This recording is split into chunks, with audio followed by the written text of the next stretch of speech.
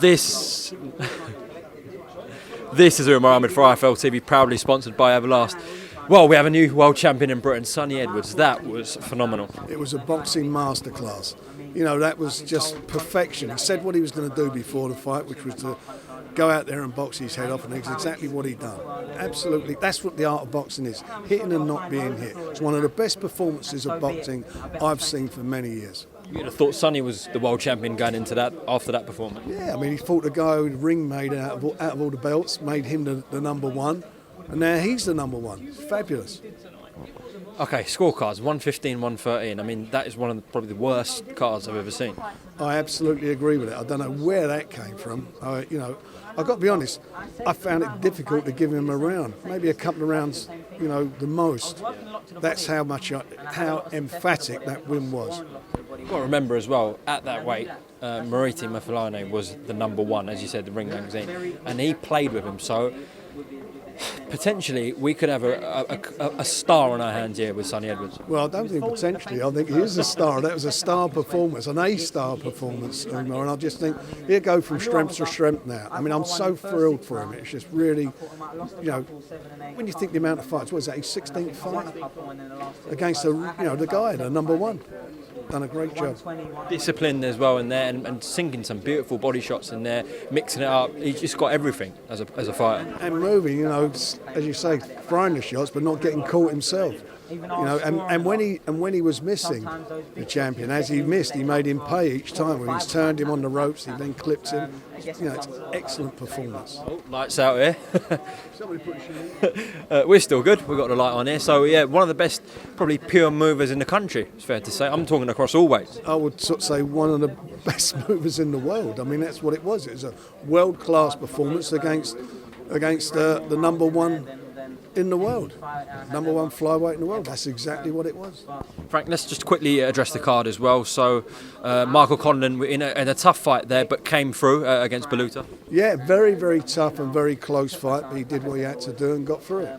Troy Williamson with a brutal knockout, but I mean the ref, what was going on there? He should have stopped that way earlier. I think it could have been stopped. Well, I don't think it should have been stopped earlier, but the bottom line was, Troy is a really good finisher. There's no doubt about that.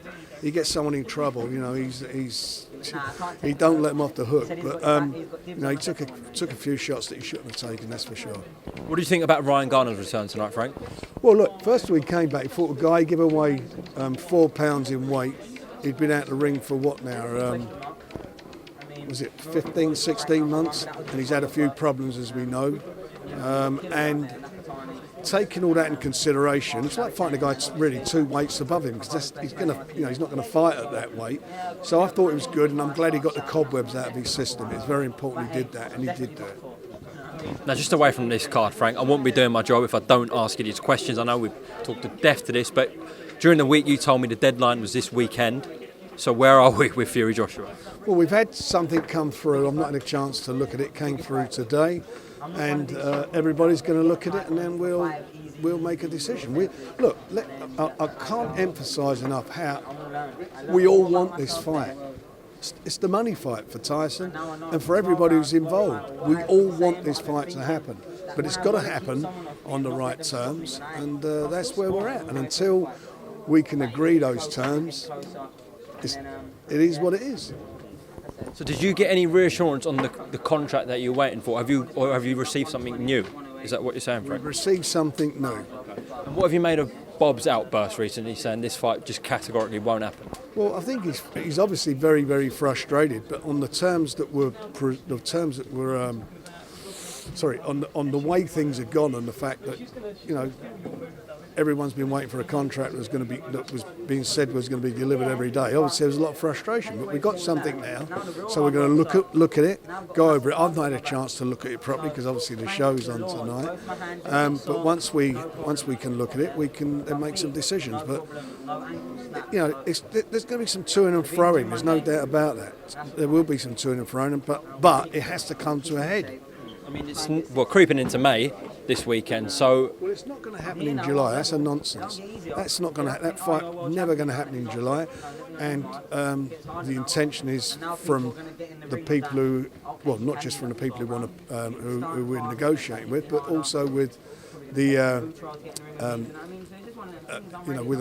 certainly as far as Tyson's concerned, want to get the fight on in August, no later than August. So that's what we're all working towards, and I hope it can be resolved. But it's, we're a way off yet.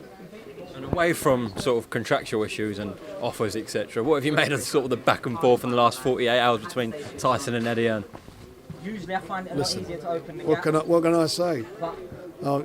I'm in total agreement. Well, he come out and said Tyson talks bollocks and all this. Well, look, Tyson's there with his mate. He's with his mate Billy. They're big friends, and there's obviously an issue there. There's no doubt about that. I mean, Billy's upset. They're at an issue, but when your promoter's talking about making the next fight for, like in the case of Canelo, talking about making his next fight for him, it's I shouldn't think it'd be so happy. Okay, Frank. Just aside from this, I understand there's nothing in May in terms of shows. You're back on June 5th with Daniel Dubois and Bogdan Dino. That's correct. Yeah. A nice little break. Although you'll be on this Fury Joshua stuff. We'll be on that, and we've got a couple of shows in June. So we're putting 2 shows on in June. Also, Anthony Yard, what's going on with him? Will he return on June 5th, hopefully? We were trying to find out when he's going to be ready to fight, because he had a couple of teeth taken out because of the abscess that he had.